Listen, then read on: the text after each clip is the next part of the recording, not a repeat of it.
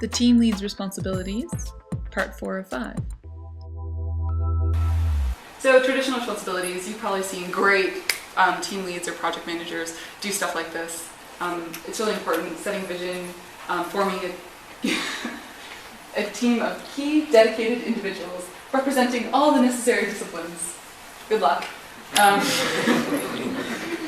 Driving decision making, setting requirements, desiring innovation and quality, and bringing honesty. Now we get into the exciting agile responsibilities.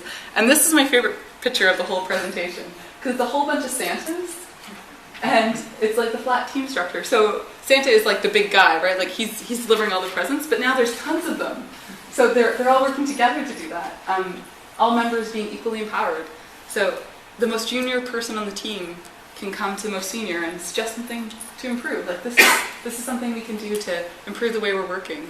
That's a fundamental shift, but something as a team lead you can start encouraging. They're managing the project, but they're just taking on those tasks just like any other tasks. So they're contributing to work just like any other team member. So as the project lead or the team lead on my projects, I spend about 30% of my time making sure that everybody's doing well, that we're actually delivering the things we're supposed to, doing the administration things like setting up meetings so we can do our demos, and making sure that things are being added to the right places and everyone's contributing.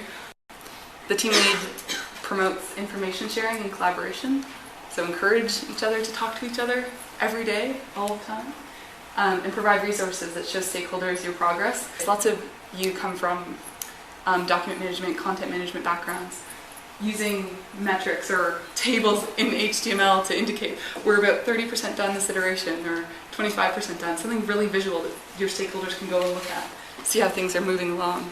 Even if it means leaving a build-up between iterations so they can go and play with it. Provides ongoing feedback and monitors team effectiveness and makes constant adjustments.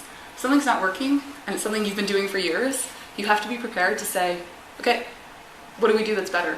If someone comes to you and says, this isn't working for me, encourage them to help you on how to improve that. Scrums. I don't follow any sports at all, but apparently this is a scrum. A scrum is a stand-up meeting where everyone stands up, and to get a group of people who are traditionally walk into boardrooms, sit down, to stand up and talk for a short period of time is going to be a huge challenge. But that's the way it is. We'll talk about what scrums are. Don't let the meeting run away. I like that picture. So they're scheduled as often as makes sense. Ideally, once a day. You could do them more frequently. My projects, which people aren't assigned to for a long period, for a huge portion of their time, they're only assigned for about 10 to 25% of their time is allocated to me. We only meet twice a week. So we do check-ins. And they're run as quickly as possible, 15 minutes maximum. So this is the one time where all your teammates are going to talk to each other. You do a roll call at the beginning of the call, and you don't wait for any latecomers. 3 scrums in, people will not show up late. When you first start, someone will show up 5 minutes in, they'll have missed it. They'll have missed the entire scrum, and they'll stop doing that. Well, if you set it for 9 o'clock in the morning, and it's every day at 9 o'clock in the morning, people will get into that routine and start coming on time.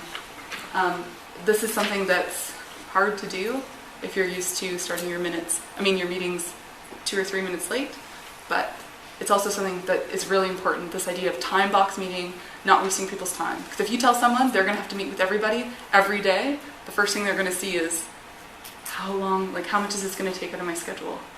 Rather, if you run these meetings really efficiently, they're going to look at them as like a great piece of infrastructure.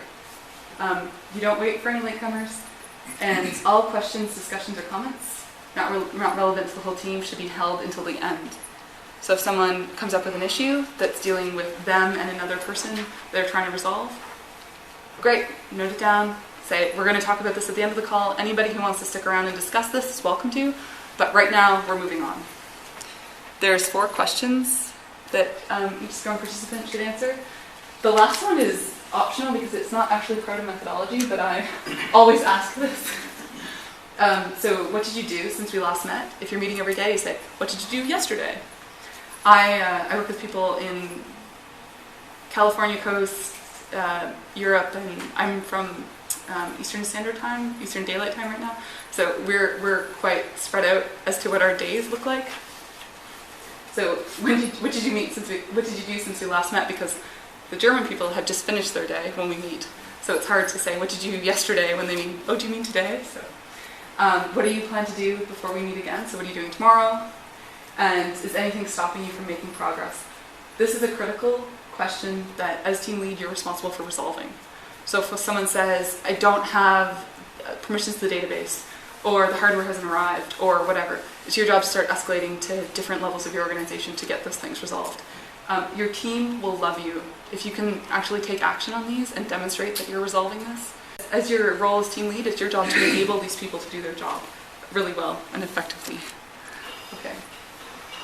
And then optional, what's your confidence level that you'll meet the next deadline? And that's where the 1 on 5 comes out of. So someone can say, I have a 1 on 5 level of confidence, and I'm going to have something to show. Next up, Agile best practices.